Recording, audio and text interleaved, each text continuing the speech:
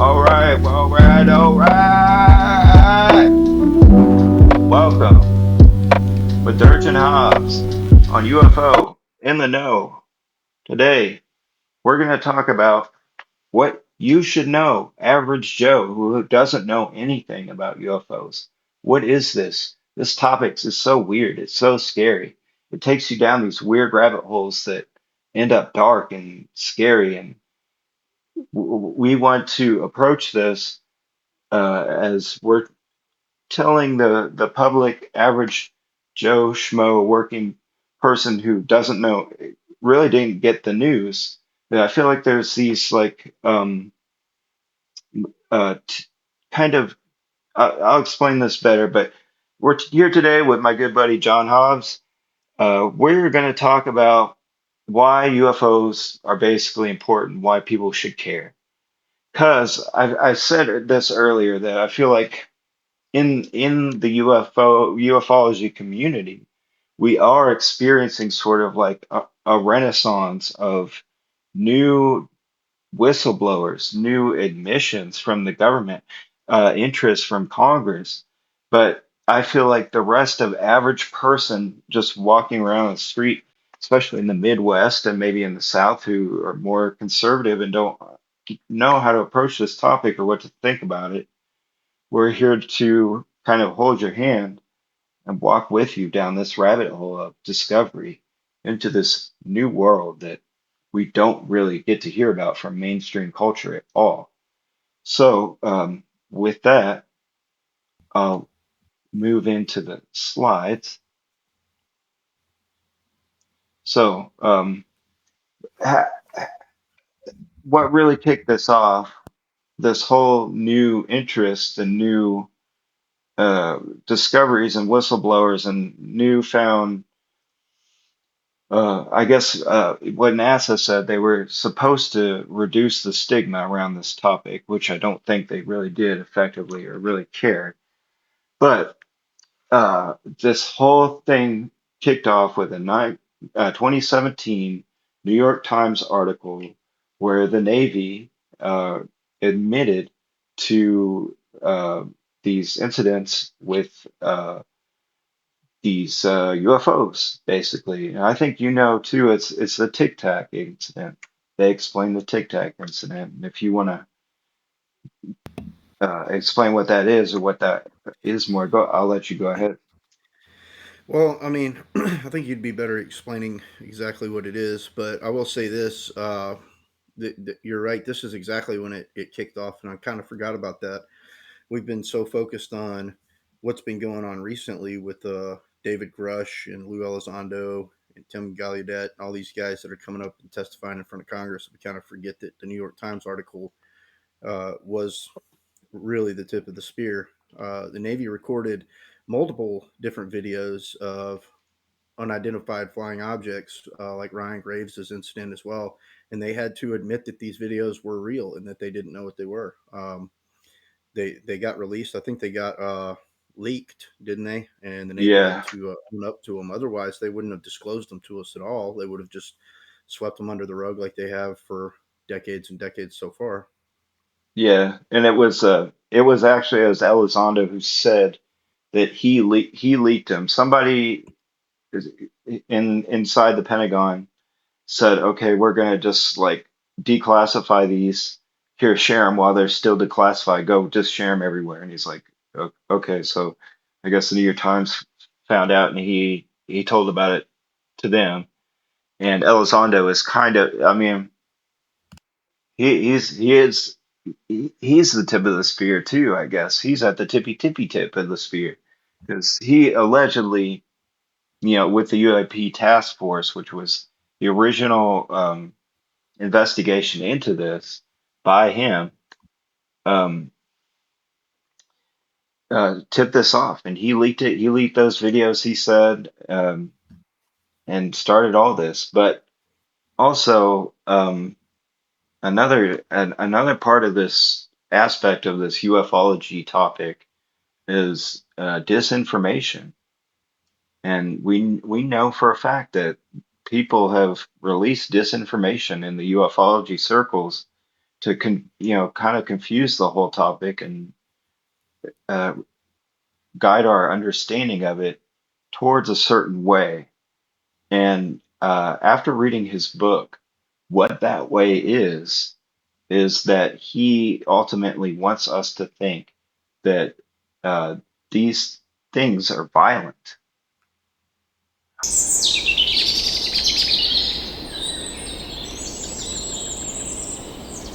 Hello, I'm Swatchy, and you're watching UFO in the Know.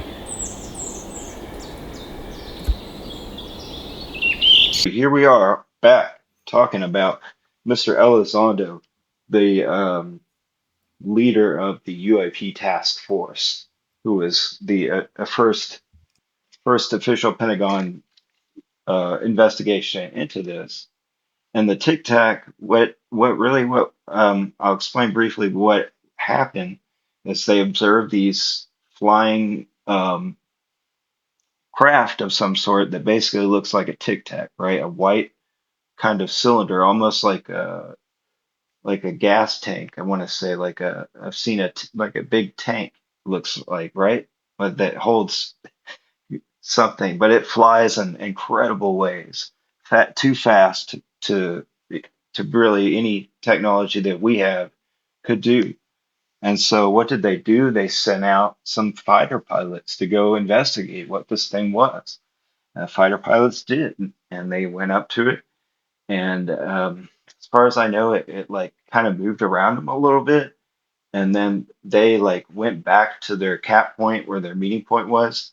The thing already like met them at their cap point and was kind of just like messing with them. And then, uh, uh, well, I want to say too, it was also when it started out, it was near the water, and there was some sort of disturbance in the water around it, and it came up and flew in all these incredible ways. And they had filmed it. They had testimony from the fighter pilots, which I think these fighter pilots that saw this are some of the most credible witnesses. Because guess what? The fighter pilots, they don't have a book. David Fravor doesn't have anything to sell us. He has nothing to gain from telling his story. In fact, it makes him look even worse to tell his story. It makes his life worse. It doesn't make his life better. Same thing with like some of these like Ryan Graves too. And you know, I guess Ryan Graves has his nonprofit, but he's not selling a book either. He's just wanting to make sure that the skies are safe for pilots. But I got on a tangent here. Let me get back to Elizondo and this disinformation stuff.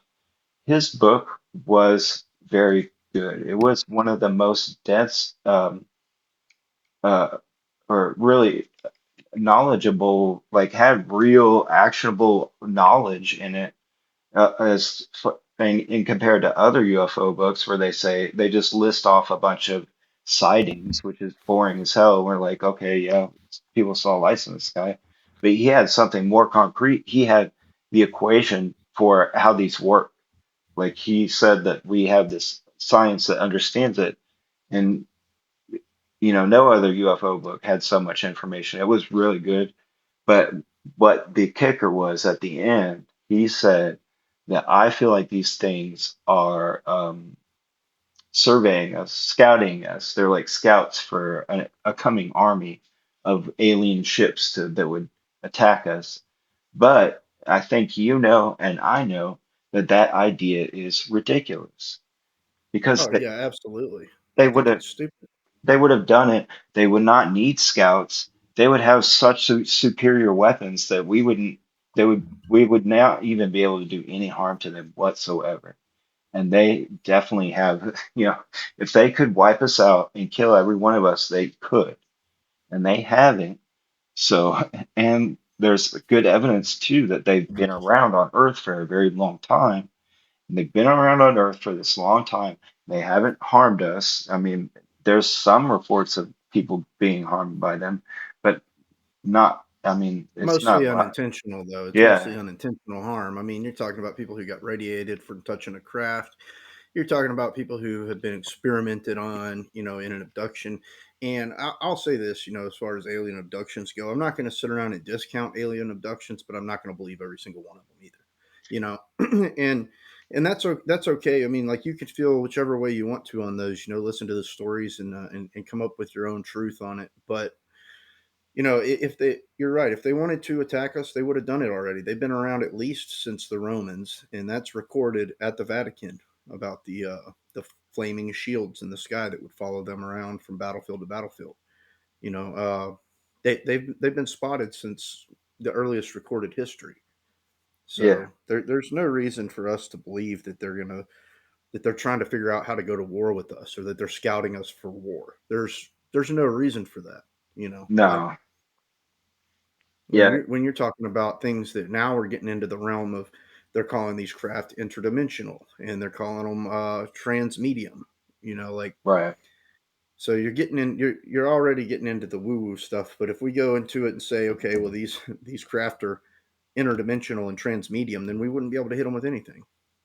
So No, absolutely not. Yeah, they would have technology way beyond our understanding.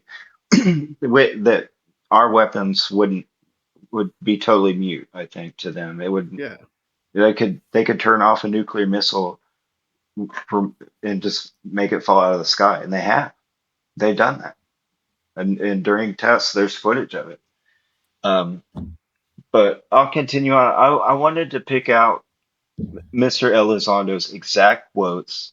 I didn't want to take anything, he says out of context. And I want to say, what are the facts? What are the facts from this that we can gather that, what these are the ones he claims. So let's look at them. And his first one is UAP are real. I feel like that I feel like that's a fact. That's a factual. That's indeed a fact. That's not speculation. That is a fact.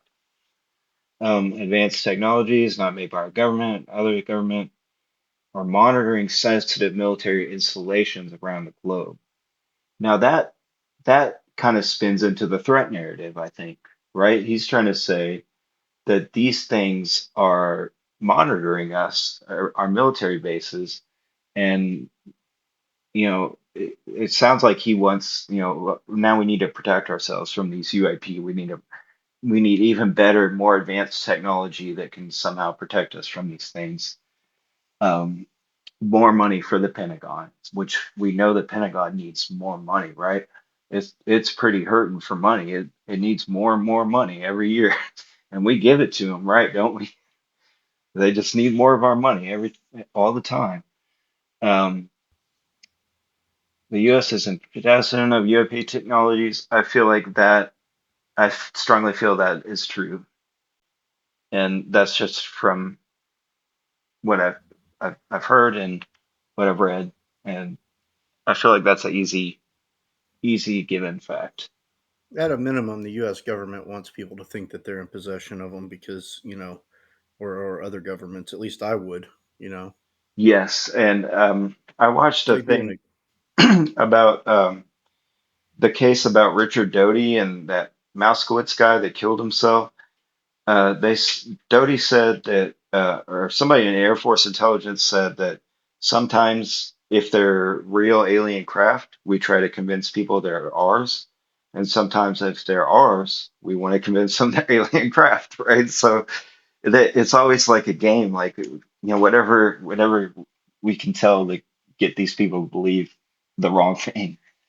Um, we're in the midst of a multi-decade secretive arms race funded by misallocated paid taxpayer dollars hidden from our elected representatives. So we know for a fact that the Pentagon just like lost $1 trillion here and lost $1 trillion there, and stuff like that goes on all the time. So um, I feel like that part of it's true. But this secretive arms race, I think he's like alluding to saying that maybe Russia has a UAP, China, and America, and we're all waiting for the giant UAP war to come.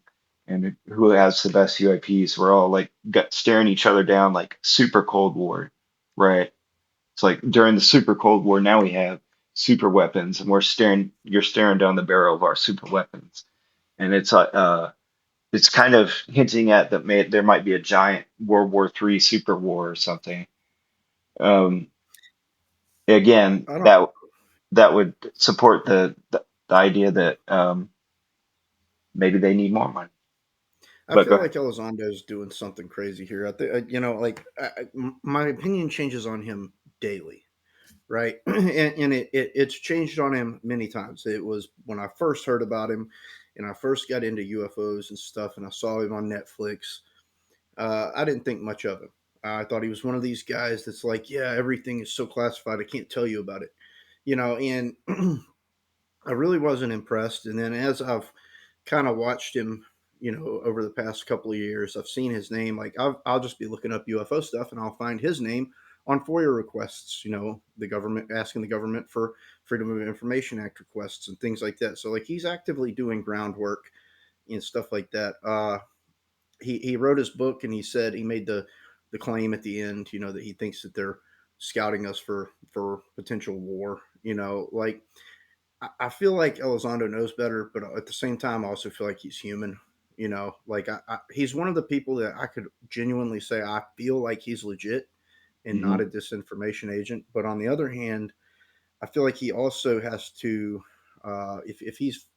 if he's trying to steer this ship towards disclosure, he has to make the Congress and our elected officials feel like this is an important enough issue, you know, uh, to look into based off of not just like safety concerns, but also from a military perspective. So, the more I read about his stuff, the more I hear about what's going on and what he has to say. I feel like he knows what's really going on as far as whether or not we are in an arms race with other countries or something like that. But I feel like he may be saying a lot of stuff just so that he can get the raise the attention level of the subject to people like Hmm. in Congress and people who have the ability to take action where he doesn't. So Yeah. I kind of feel that way. Well, my theory on him, my take on him is that he he is an intelligence agent. Um, he he's trained to pass a lie detector test. I think he's kind of uh, whoever's controlling this, and he calls them like a cabal or a cabal of people like controlling this, right? They maybe he's working for them because they know it's the truth's going to come out eventually, but he wants to guide the how people understand this and say, yeah, there are UFOs, but they're dangerous and they might shoot us and kill us. So we need Like better a weapons. controlled disclosure. Yeah, he wants to control disclosure in a way that shapes it to where we feel like we're in danger from these UFOs and we need the Pentagon to act and protect us. So It's entirely possible, but I don't know. I mean, I don't know if Lou Elizondo has that in him. Like I don't know if he's that good at it. I feel like it'd be difficult. Wouldn't be difficult for him to be a liar, but it would be no. difficult for him to have lied as many times as he's made statements because he's said a lot. And a lot of Uh-huh. his stuff does make perfect sense to me. Um, but like I said, he's also a human. So, I read, like he may come to a conclusion on something where, uh, he may be mistaken if he thinks that it looks like they're coming to scout us for war. That could be his personal opinion, and probably is. But Yeah. I disagree with it, and that's okay. Hmm. But the I don't. It's real difficult to pin him as a disinformation agent, and I think part of it is because a lot of his existence is riding on this. Right, he's thrown his whole hat in. Like all his eggs are in one basket. They're all in the UFO basket. Hmm. So he's no longer, as far as I'm aware, a government employee.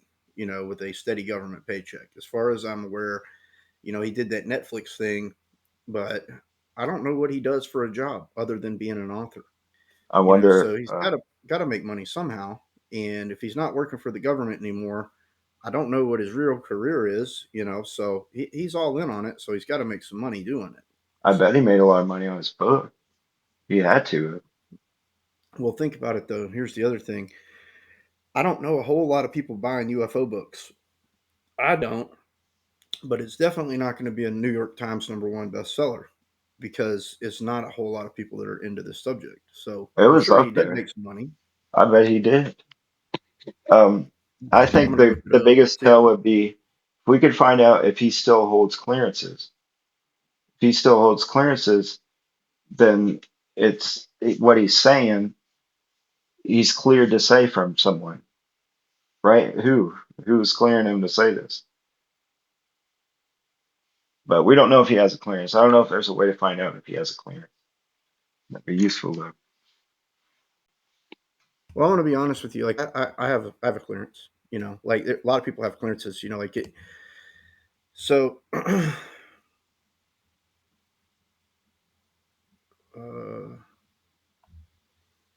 trying to find out how many copies of Imminent has sold, but Okay. the AI overview on Google says it is not appropriate to discuss the sale of individual copies of Lou Elizondo's book Imminent. Why does it always do stupid stuff like that? Yeah, I have no idea. I want to know how many people yeah. freaking bought it. I bought it. You know, I I bought it. bought it I too. thought it. I thought it was very readable. That's the Yeah, thing that I liked about it is it was very readable. Most UFO books are not readable. Like you yeah, can read them, but you got to really want to read them. Like that one was more like a story. He gave yes. names, Very interesting. places. He didn't give exact places, but he described the places well enough that if you wanted to, you could figure it out. Right. So, While you're doing this, I want to talk about so many of us have been subsequently targeted by this cabal with threats to our careers, security clearance, lies. This is not hyperbole, but a genuine fact. So David Grush said he was intimidated and threatened. They did something, that made him feel very threatened. Um, I feel like that part of it is probably true. Like feel like Grush is being honest that he was threatened. Maybe Elizondo was threatened. I don't know. But as far as the other part of this is this cabal. Like, is there really a cabal? Is there a cabal, or is it just the Pentagon, or is there just like a giant cabal of secret society people that run society in in the background or something, or maybe like the Bilderbergs, right? All these rich people just get around and decide how they're going to shape this. But I want to ask you, how do you feel? Is there a cabal? Is there, is this part of it? all right. So update on that. Apparently, according to one website, it sold 23,000 copies. So that's less than 400 grand. But Really? That's not as yeah, much as I thought. Well, yeah. But no, as far as a cabal of people who don't want folks to find out about this is what I'll say, right?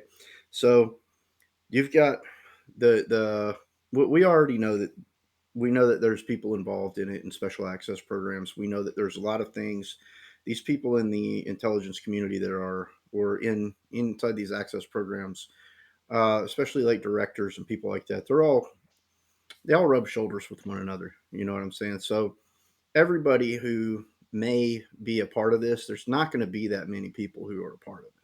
I mean, you're looking at a UAP. We're not even talking about a crash retrieval program. We're just going to talk about people who have access to UFOs alone. We'll just say that there's not going to be that many of them, right? right, Uh, but it doesn't matter because all of these people who are in this more clandestine side of the government, all of them have the same interests. They have the same interests of keeping Congress out of their business. They have the same interests of gaining money so that they can do research. They have the interest of keeping things secret.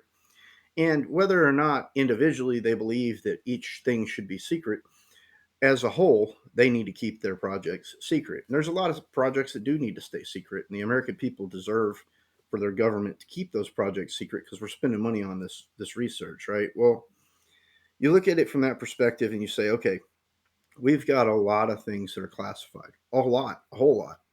Um, and then all of these people don't have to conspire together as one cabal to come together and stop, people from exploring the UFO topic and getting information out and coming to terms with disclosure. They don't have to do that. I mean, it's going to work naturally. All of these people have the same interests, and if one thing affects, let's say that, disclosure happens for UFOs, right? Let's just say that happens. That's going to affect a lot of other things down the line too. And on top of that, that has to do with all kinds of advanced aerospace programs. Um, there's going to be a lot of stuff that people are going to want disclosure for along the way, and anything that's connected to it. So there's a lot of people with vested interest in the government to keep these things secret for one reason or another. I think one reason, like Elizondo said, is because if one aerospace contractor has access to a UFO, let's just say that, you know, just just for this purpose, that a UFO crashed in America, the government recovered it, the government wants to study it, the government gives it to Lockheed Martin and says, "Hey, tell us what you can about this. Use your scientists, figure it out." Well, let's say that that's all top secret, and Grumman, Boeing, Lockheed, all these people are competing for government contracts. Let's say that one or two of those companies file bankruptcy. They all gain a large majority of their money, or any majority of their money, from government contracting. Well, Lockheed has never filed bankruptcy, right? I'm just making this is just a, maybe they have, maybe they haven't, but let's say that for this purpose that they haven't.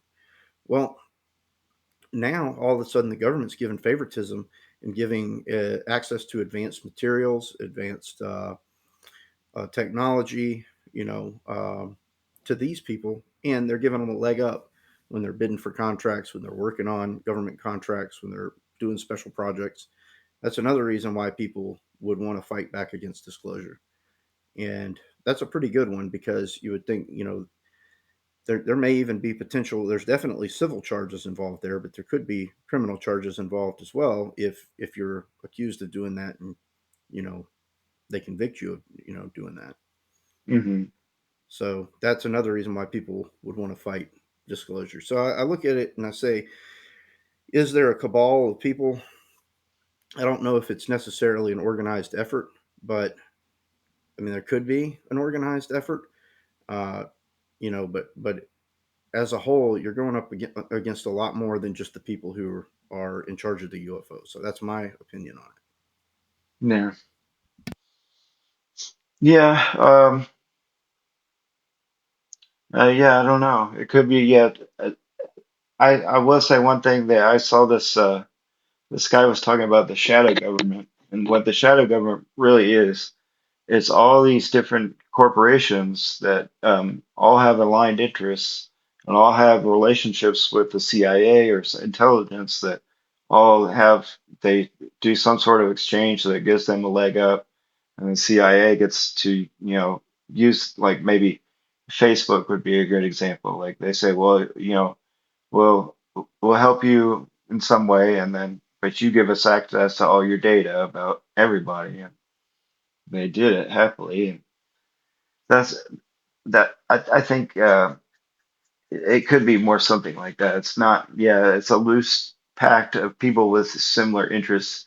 It's not like that there's like a super villain sitting in his lair, like plotting all this out. I don't know, but I'll move on. So the last thing I have him quoted for, he says these aircraft are on radar doing 10,000, 13,000 miles an hour, execute immediate right turns and pop out of water. Da, da, da. Okay, well that was part of the Tic Tac stuff, so I won't get into that. But okay, I kind of looked at him, at his pros and cons. I'm looking at his credibility right now. And if this picture up in the top right, I'm sure you recognize that, but that is the UFO, right? That he, the latest one he released, and that's the picture next to it is what it actually was a irrigation crop circle. So I have some of his pros. Initially, the Pentagon did lie and say that he wasn't involved with any UFO stuff. And remember, we thought like, oh, he just like studied UFOs in his off time after work, and it wasn't really official. It was very loose, and but as in the book, he is admitted, and they've admitted too that he actually was tasked to study UAP. So that I feel like hit that admission, they backed him up a little bit, made him seem more credible. Uh, Seems to have actually worked in the roles he said he did. He testified to Congress, and then I have this note that even though he was a little dodgy, I don't like it when he was saying he was like, "Sir, I cannot confirm or deny that." Like, shut up, you're a douche. Um, Cons. He was the czar of torture. That was his nickname before he did this job. He was the person that ran. I think he ran Guantanamo or something. He was at Guantanamo or somewhere, some prison, and where they were actively torturing people. And but he says he wasn't involved. But I don't know. I don't know. He does. Yeah, I He would say does. I wasn't involved too. He barely touches on it in his book. I think he doesn't really go into it. Pushes the threat narrative, which I mentioned. Threat narrative again is the idea that these UFOs are a threat to us. Has a book for sale, and I told you earlier I was watching the Y Files, and he was talking about some of these whistleblowers, and he says there's always a book. There's always a book, and when there's a book, their money's on the line. They want to sell this, right? They want to sell sensation. They don't want to sell boring lists of cases or something. Um, has he seems to know in detail how the UAP craft work, but can't tell the difference between a UAP and an irrigation circle, right?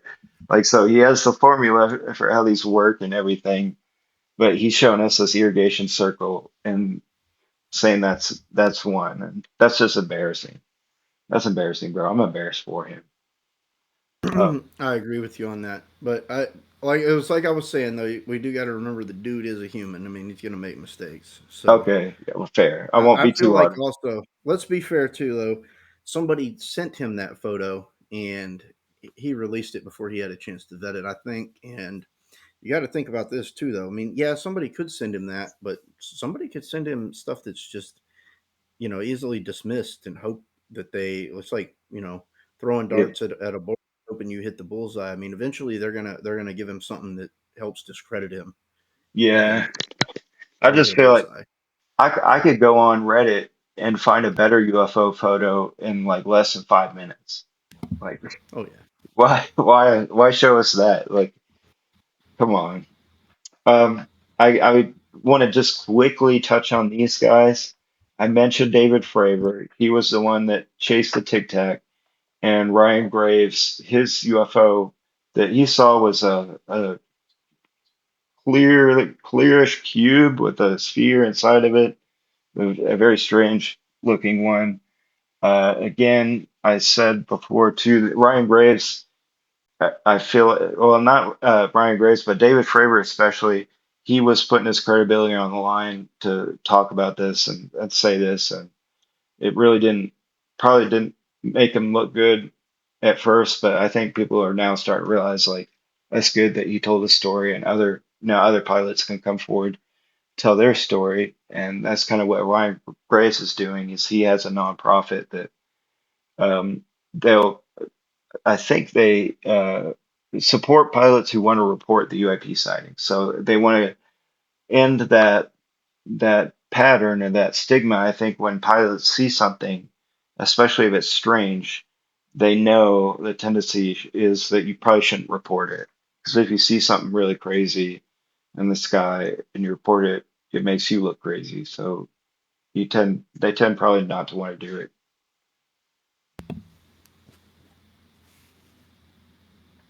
Yeah, I feel that way. I feel like these guys are two of the most credible guys that you got out there. I mean, and when I say that, it's because I don't think that they go into speculation. They report the facts. They report what they No, saw.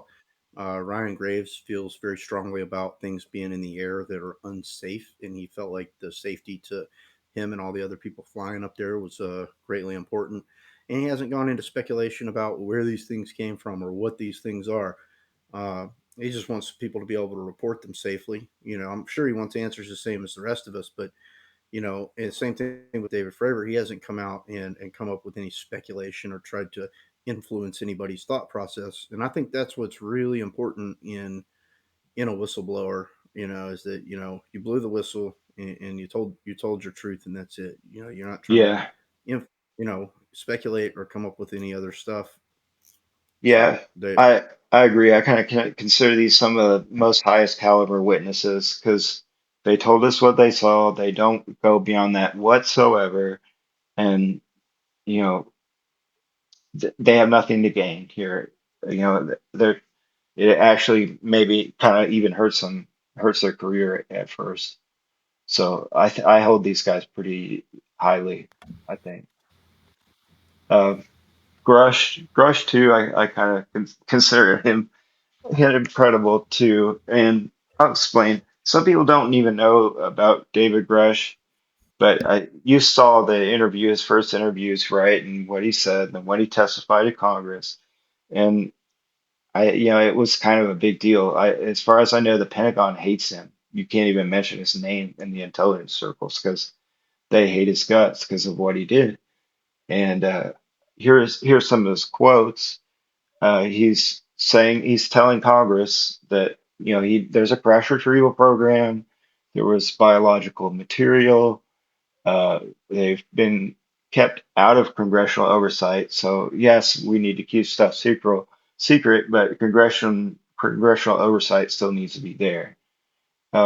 He said he's faced brutal retaliation for coming forward, just like Elizondo said they were intimidated or something, but we don't know exactly. He didn't go into detail what that was. Um, he said he made a decision to report this to the inspector general. So he has an inspector general case now in the intelligence community. So I feel like that adds more weight to his credibility, which we never found out the result of that, but that was we pretty good. won't. We won't. I've been on an investigation with the inspector general before on board a ship that I was on. Uh, I was sailing on a Navy ship as a civilian, but they had to investigate. And I'll tell you what, these two ladies came on board, and I didn't know how serious they were until I got stuck with the honor and privilege of walking around with them all day trying to locate, TVs that somebody had bought, on board the boat, and they were afraid people were stealing TVs. But every place that we walked past on the boat, anything on the ship, it was a big ship, right? It's like a 700 something foot ship. It's huge. We're walking around on this thing, and anything that looks off, that has nothing to do with what they're even there for, this lady's investigating. We had a barber shop on the Navy ship. She was trying to investigate to see if that barber shop was put in after the ship was built or if it was built with it, because that mattered, And I'm like, Mhm. that's not even what you're here for. But as far as being very thorough and very diligent with their job, in my opinion, just my little brief time with the inspector general, um, they do a good job, and they're very serious about their job. So I think that's good that he has that going on. Yeah, But it also lends a lot of credibility to him, to go to them, because if he's doing something wrong, if he's lying about it, I feel like they're going to figure that out too, you yeah, know. yeah. If he So has just made all this up or he's lying or something, yeah, they will probably find out. He probably wouldn't want to do that. That would just make him make him find out he's lying. But bro, okay, one day I made a comment to the inspector general about something about oh, they're not going to pay me for that, and she lost her mind. She was like, what, they're not going to pay you, they're not going to pay you overtime. I was like, I was making a joke. So yeah, I mean, they they don't play games. They don't yeah, care. They're very serious. So okay. Um, okay. He said I'm committed to truth and transparency. Okay.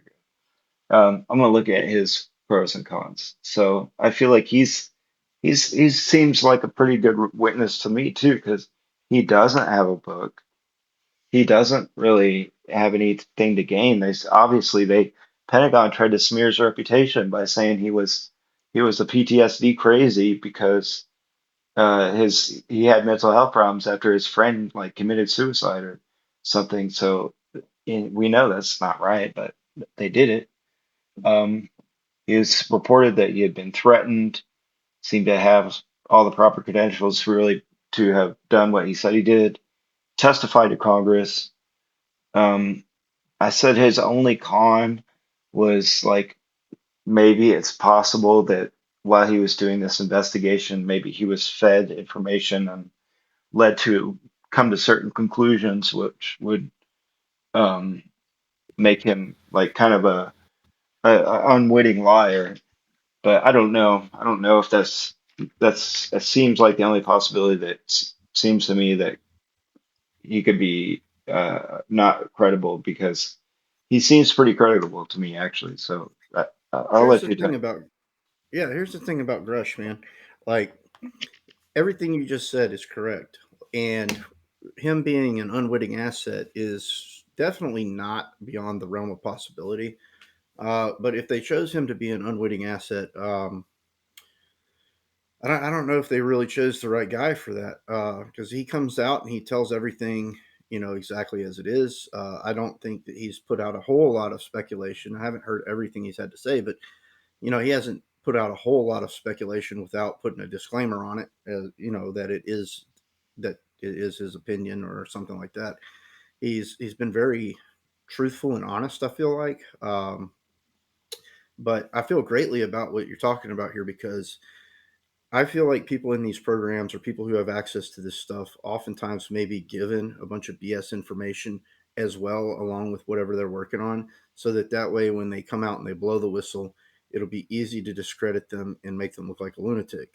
You know, um, Grush has done a very good job of presenting what he knows or what he's heard in such a way that he doesn't come across looking like a lunatic. He doesn't come across looking like somebody who's making stuff up, speculating, or just saying something crazy. Everything he said is could be viewed by a lot of people as being crazy stuff, but the way he came out and did it, the way he's been very honest about it, I feel like he's done a very good job, and I like Grush for that. I like him too. Yeah, I have a hard time not liking Grush because I feel like you're right. He hasn't gone in to say elaborate on where they're from. He just going on what he knows or what he's come across in his investigations he could talk about. Um, yeah, I pretty much just believe Grush. I think he Elizondo might be the tip of the spear, but Grush he was the one throwing the spear. Like he elevated this to another level of seriousness and in everyone's eyes. I think if you were paying attention. Um, now we're gonna. I think you guys we're gonna talk about woo woo stuff. Now we're gonna get in the woo woo world. Okay, and this is when you're if you start researching UFOs for a long time and you want to start to get to the bottom of what people think it is, it's all woo woo because we can't understand what it really is or understand a way. So we just have to speculate. But I mean, Jake Barber, I'll go into him and what he said and what he did. So he had this video that Ross Coulthart showed of what he said was a recovery of an alien craft, right? And what it looked like was a giant egg. He picked up a giant egg with his helicopter and delivered it. But he had in his interview, he didn't go in front of Congress. He just interviewed Ross Coulthart. He goes into like these psionics, right? And these psionic pilots. He was the one that introduced us to this concept of this psychic people that could even control alien craft because the alien craft are psychically controlled, so they can just beam their consciousness into the craft, come and land it down or something like that. Okay. And yeah, I know you've already told me what you think about this, so I know I know what you think. So I'll just say like uh, maybe one more thing. Like he has also admitted that he was an intelligence agent and that he was trying to spy on um, uh, Greer. He was trying to spy on David Greer, Stephen Greer, and Greer knows him, and so I feel like he kind of said he was a disinfo agent. So I don't that kind of lowers his trash in my mind, but I'll let you talk about the psionics woo woo. stuff. What? I got so much I want to talk about with this guy, but first off, I'm going to go ahead and say that I'm extremely biased towards this dude. There's a lot of reasons for that. Like, I wish there was a a proverbial commode that I could just flush a whistleblower like this down so that nobody would pay attention to it. First of all, and we got so far ahead already because you started associating him with Greer, and I'll say this: anytime anything is associated with Greer, it gets really weird. It Yeah. gets real weird real fast, and people are interested in that stuff, and it's entertaining to listen to, but it's not something that is going to catch the attention of somebody who is learning about this stuff and wants to believe in the nuts and bolts and that this stuff is real. It's something that's going to push you off the deep end real quick. um,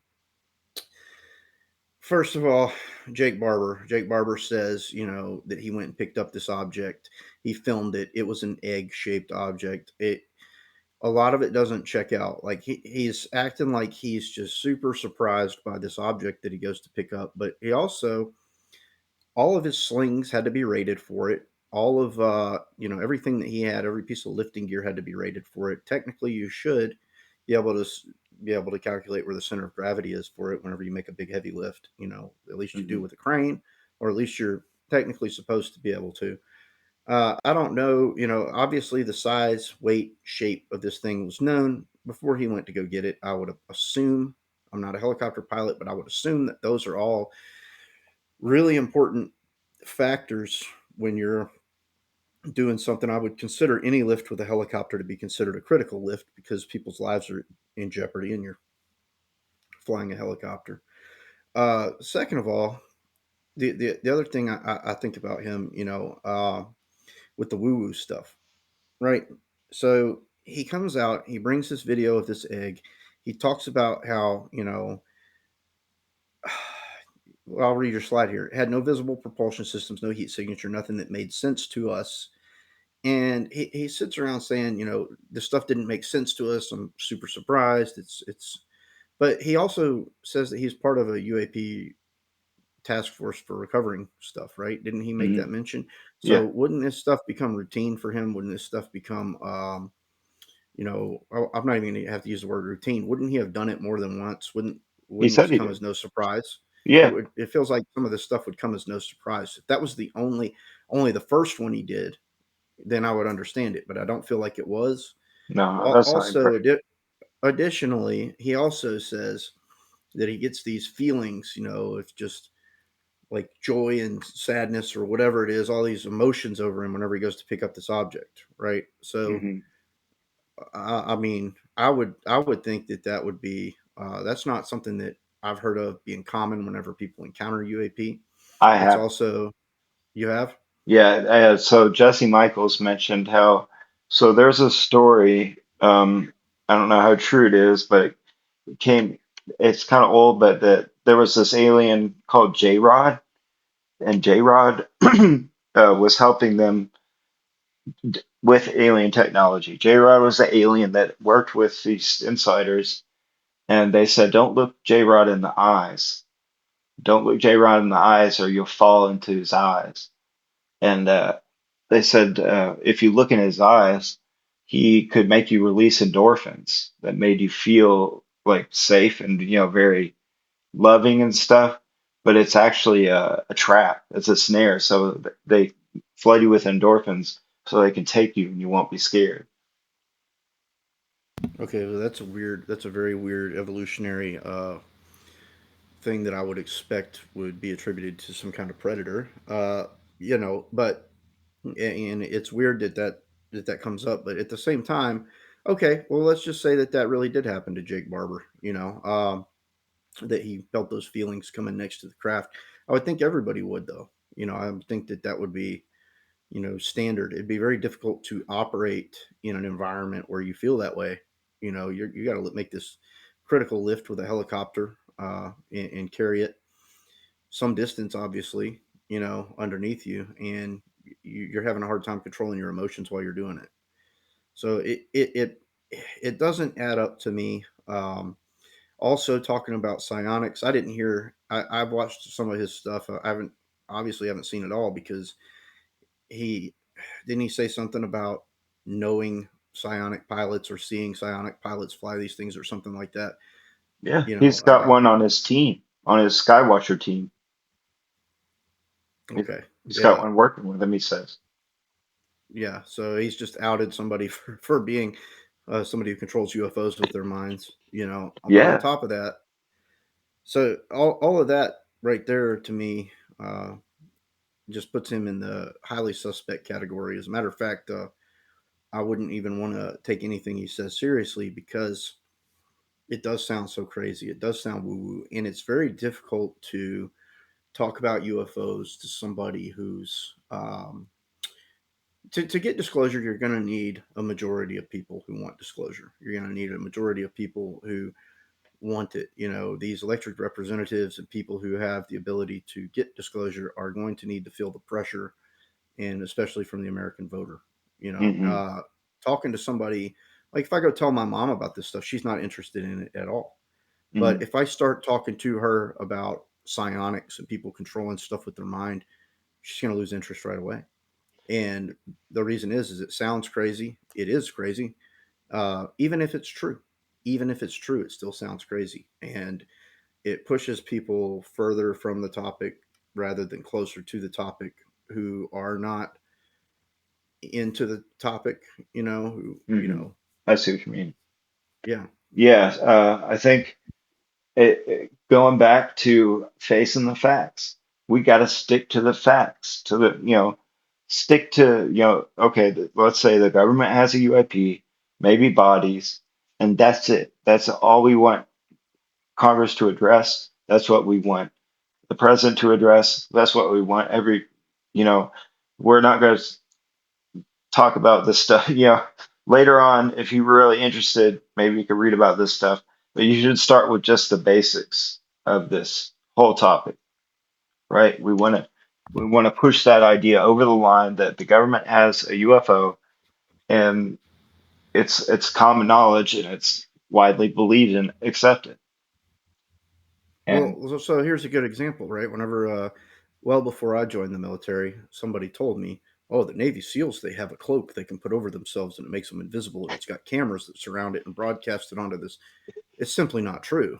yeah, And well, I'm sorry, Navy SEALs, you know, gotta if I'm slip. making you look less badass somehow, which I don't know if you can, but like it's just simply not true. We don't have that, Like and imagine, Harry yeah, Potter had one of those. yeah, imagine being the guy that's walking around spreading that information. People are going to think you're crazy, Yeah, and I thought the dude that told me was crazy. You know, is it a yeah, cool concept? Heck yeah, it's cool. It sounds cool. It's entertaining to think about, but it's just not true. yeah. And you know, Okay, I feel okay. like This guy, this guy's not. he should be filed away in like this third level priority drawer. T- God help us if he testifies this crap to Congress and then Yeah, takes their concentration off good of the point. topic at hand. You made an excellent point, I think, because if he goes in and starts going off about this, they're going to be like, yeah, it's just going to confuse them more. It's going to muddy the waters, right? They're going to be like, It's gonna what? make them look crazy. Yeah, they're going to be like, so now they're psychics and what?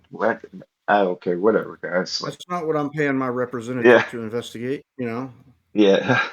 All right. Um, Oh, I have this little Skywatcher video. Let me elaborate what Skywatcher is. So, oh, this sounds crazy, right? But he said he's going to prove it. He's going to say, know us by the fruits of our labor. He's going to show us the UFOs. And this is his second Skywatcher video where he's talking about, To make sense of our data, we had to do you define hear a that? lexicon and we based it on flight characteristics. I can't hear it, but We've if you broken can the hear it, it's UAPs Oh, good. down into 9 classes or let me see types. if I can Some get. of these classes may be the same UAP under different flight configurations. I Each just are want to some show puffs in the you. I have sky. seen. UAPs You don't really are need to extremely hear it. hard to image. What is seen with a naked But these are like he's going into there's these different types, and our psychic is called down these different types of UFOs, and we see them. There's a tic tac, there's a orb, and there's a jellyfish. Here, let's see this jellyfish, and looks kind of cool. You don't really get to see it very good though. It's like very faint. Okay. Again, like that doesn't from prove the much, jellyfish, guys. except for its It all looks like some of this looks like AI video, and some of it just looks like stuff that would be on your television screen in the 1960s. Yeah, like the one at the bottom kind of looks like a Star Trek ship. It does.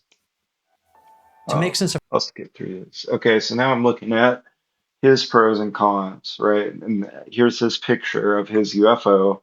You can kind of see the little egg. It's like an egg, like Mork and Mindy.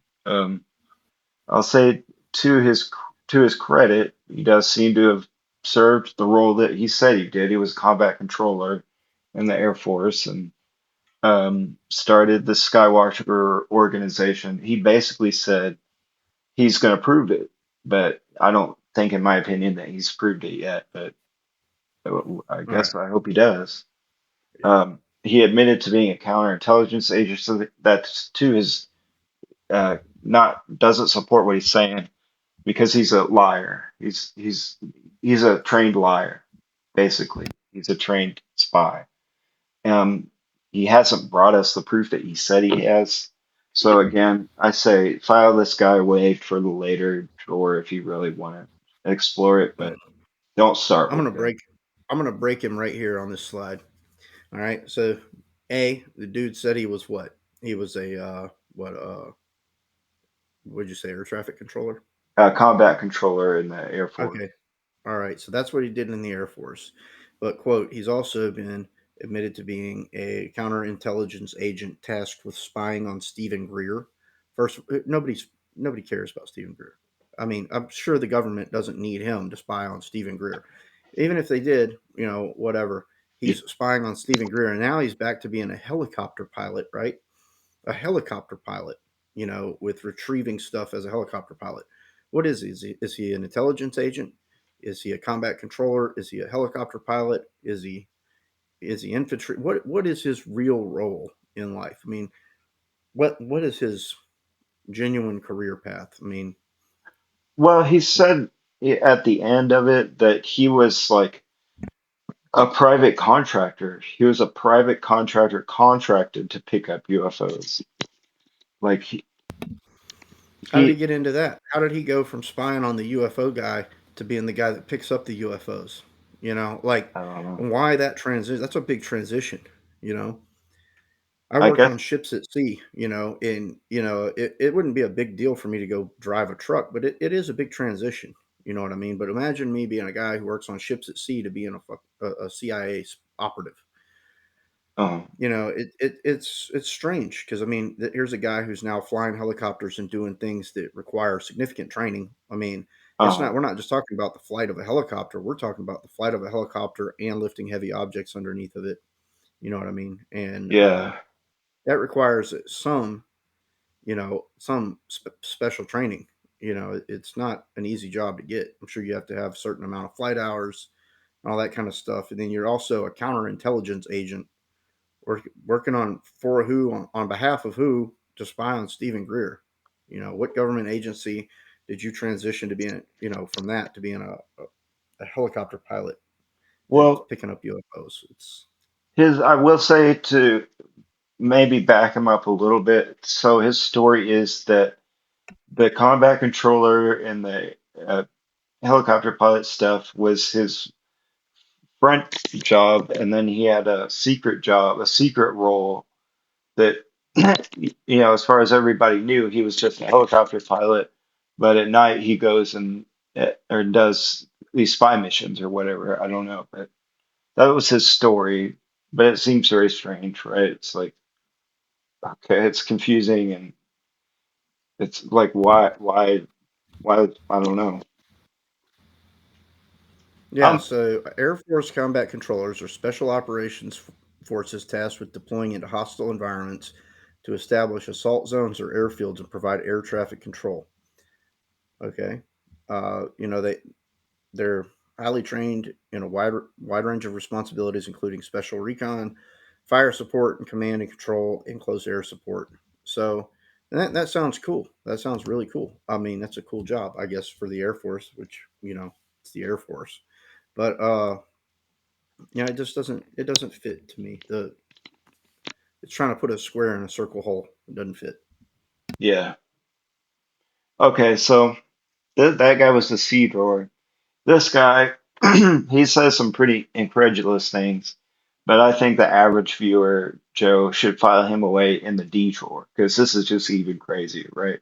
Like he takes us even crazier down a rabbit hole, and I'll say his claims.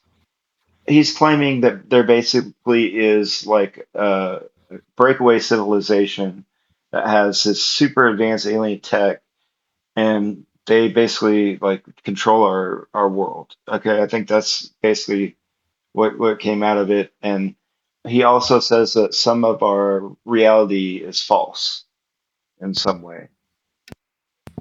Can we take a break real quick? I gotta Sh- go. Sure, sure, sure. Be right back. All right, we welcome back. We had a little potty break. We're talking about Matthew Brown here. This is crazy. This is extra woo woo crazy. Actually, I maybe shouldn't even put him in the slides because it's so woo woo crazy that it would totally take somebody off a tangent. Like, okay, now there's aliens, right? But now we live in the Matrix basically, and we got to figure out how to escape the Matrix and go get the super technology. All sounds really crazy. But I have some of his quotes. I briefly mentioned what he's saying, what he's claiming. Um, he also said one of the last things he said God is real. Somehow God is involved in this, and maybe these things are evil. Maybe there's evil things, but he has a very insane tweet, which I have here. It has these weird magic sigils that were posted with it. This guy just seems crazy. I don't know. I'll let you say what you think about him, but it's All too right. much. So what I want to say about Matthew Brown is this is important because people are going to come into the UFO topic somewhere. They're going to run across one of these whistleblowers somewhere. And they're going to end up being either interested in this topic or disinterested in this topic one way or the other. But anybody that comes into it and sees this, I want them to know, hey, look, this guy came out with the um, Immaculate Constellation stuff. So he came out with some information about government retrieval program having to do with uh, UFOs. He came across it because he worked a job with the Pentagon. He had a high level clearance, and he was sorting through classified materials on a server or on drives or whatever it was, and he was sorting through it and filing it in its appropriate places. And he had to read some of it to find out where it goes, and then he ended up into one that was disguised as something else, and ended up being the Immaculate Constellation program. And everybody that's interested could look that up and should look that up. But the problem is you're going to come across Matthew Brown, the guy who leaked this information. Well, I think Matthew Brown is. We know that he's not directly involved with anything UFO or UAP related. He came across some intelligence on it and leaked it to the public, and that's fine. That's good. That's what we want. But at the same time, you you all of a sudden, he's got a 3 hour interview with George Knapp and Jeremy Corbell, which I think them doing him that solid and letting him come out and introduce himself and everything is great. The problem is that he has developed his own opinions on it. I think he's developed his own opinions on what's going on. I think that he has speculated about what's going on. I think that he has come out with a bunch of uh, bullshit, and we don't know why he's come out with this bullshit. So let's read this right here. Uh, Hey, Elon Musk, interested in real asymmetric advantage to wield in the political adventure you've started? As you know, the White House has possessed a unique AI capable of accurately predicting a range of future events. Like, dude, first of all, I don't know if that. I mean, I'm 100% for sure that's probably not true, but B, even if it is, even if it is able to predict outcomes, I mean, based so stupid. Why is this important information for anybody? And then he goes down the list some more. God, I'm not even going to read it because it's so stupid. Um, he starts making a bunch of cryptic suggestions. All the stuff he's talking about here is cryptic, and he wants you to read into it, and he wants you to siphon through it and figure it out. It's stupid. It's really dumb. Um, and he starts apparently blowing the whistle on all kinds of other stuff that's crazy. It makes me feel like either this guy is a lunatic. He came across some stuff, he released it, and now he's trying to discredit himself because he knows that if he doesn't, he knows too much, and he's either trying to discredit himself. It's not like somebody went and fed him all this information for him to discredit himself, because it's a lot of information. It feels to me like he's doing this on purpose. And he realistically, he could be a disinformation agent. Really, I mean, He people could would be an follow him. unwitting disinformation agent, right? He could maybe I they. don't think so. I don't think he could be unwitting, because look at all this crap he says on here. This is almost to the point where it's like you're doing this on purpose. You're saying all this crazy shit on purpose. You're discrediting yourself on purpose. I mean, Yeah, who am I supposed to tell somebody coming into the UFO community or getting interested in it? Hey, if you want information on it, follow this guy Matthew Brown. He really knows what's going on. He's the one who leaked this Immaculate Constellation program, which has been presented to Congress. yeah, that You know, was. Yeah, he hasn't presented it to Congress, but a journalist presented it to Congress on his behalf, and that definitely him not coming forward himself. That's a red flag to me. The whistleblower program was, has been put into motion. You're allowed to come forward with this stuff to Congress. There is an official way for you to go blow the whistle and not face repercussions, formally, anyways. So Grush used that. Grush did the right thing. He came forward and did that. Matthew Brown did not. He's just spewing a bunch of nonsense. yeah, He's not even worth his opinion on it isn't worth jack shit. You know, just because you read about a program, you're entitled to your own opinion on it, and you're entitled to speculate all you want. Nobody can stop you from doing that. But going out here and putting out stuff like this just really takes away credibility, not just from him in any sense, but it also takes away a lot of credibility from the topic, because people are going to look at this and they're going to say, this is your average UFO whistleblower. yeah. He This looks is, batshit bonkers. Like, yeah. I Yeah. don't Why want. would I believe anything he says? Yeah, yeah. He never really mentioned how he knows the White House has a future predicting AI or. I will say to his credit, though, I was looking at what he was saying at the end of this. I don't know if it's cut off, but he says that they're at a specific location. There is a special project, so maybe there's UFOs at this Naspex River, PAO. That's really close to where I live, actually. If I had a little boat, I could go by there. But um, so I feel like that's some sort of actionable intelligence, but it all sounds very crazy. It's all like different stuff. Like now he has these magic symbols. Like, are we supposed to like study magic now if we want to study UFOs? Is that the same thing? No, Somebody great. broke it down on Reddit what that meant, what that was. That's apparently it's I don't remember what it was, because I'm not gonna use my brain I power saw to try that to remember. somewhere too. I thought I screenshotted it, but I Yeah, don't remember. believe it or not, if you want to cut through the BS, believe it or not, Reddit's not a bad place to start. You know, um, Honestly, yeah, you're right. those guys put in a lot of effort and work. As a community, they do a good job. Uh, but yeah, as far as actionable intelligence, he's an idiot. First of all, second of all, if you come out and mention publicly where this stuff is, all they have to do is move it. Yeah, you're It's right. it's not like it's immovable. They're immovable objects. If you wanted it to be actionable intelligence, you would have told somebody in Congress, privately, or you would be pushing for disclosure the proper way.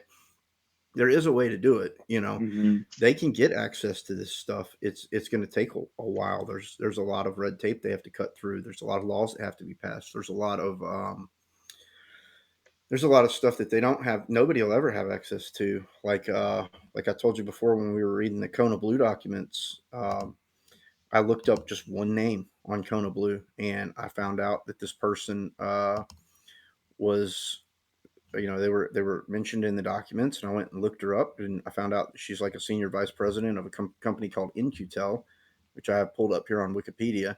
You go look on Wikipedia, InQtel is a privately held not-for-profit corporation, and you go down and look at the owner. Owner is Central Intelligence Agency.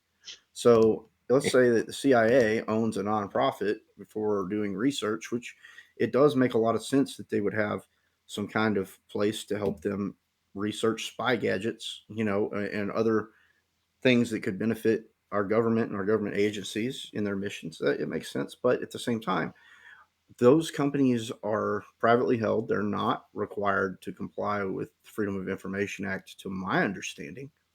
So any work that they do under those private organizations, they're not going to have to disclose it to the American people. So it's going to take a series, like a series of laws, regulations, and changes for us to be able to get there. And Matthew Brown thinking that he's outing where these things are, like somebody's just going to pop up, surprise inspection on your UFOs, bitch. Hmm. It's not going to happen. We got It's not you. going to happen. Yeah, Yeah, and somebody who works for the government should know better. You yeah, know, I worked for the government for 10 years. I can already tell you that ain't the way that it's going to happen. You know, yeah.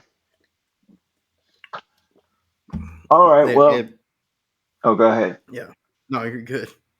I was just gonna say that that kind of finishes us off there. I don't have anything else, but I will say, we got into the weeds and the woo-woo weeds a little bit. We went from psionics to magic and future predicting AIs and all this craziness and matrix.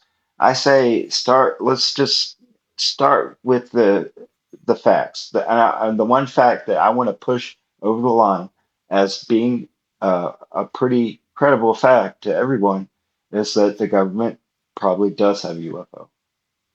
That's what Yeah, and the story. That's we'll start there. Okay. We once we look into that, then there'll be other rabbit holes that we find. But while you're doing this, start with the plain and simple facts, and wait till later. If you want to go the crazy woo woo rabbit holes, that's fine. But start with the simple stuff first. And actually, I will say a book I highly recommend. It's Ross Coulthart's In Plain Sight. That was the first book that I read about this topic, and then it just like, whoa, like why is I was just like, why are more people not don't know this? Like that, like there's all this eh, really suspicious and convincing evidence that's true, and that's a book I recommend. I wouldn't recommend that you go get something really crazy about lizard people. And wait for that. Wait to learn about the lizard people later. Start with the simple facts. But I think I'll end us there. I'll let you go. I'm gonna go to the gym too. Thanks for joining us, Bart Hobbs. If you're watching this and you watch this whole thing, man, that's super cool. I'm impressive. So that means you're already into the topic. yeah, that means you're in the know. So peace out. Uh, we'll see you later, and uh, peace out later. Talk to you later. All right, bye. That's all, folks.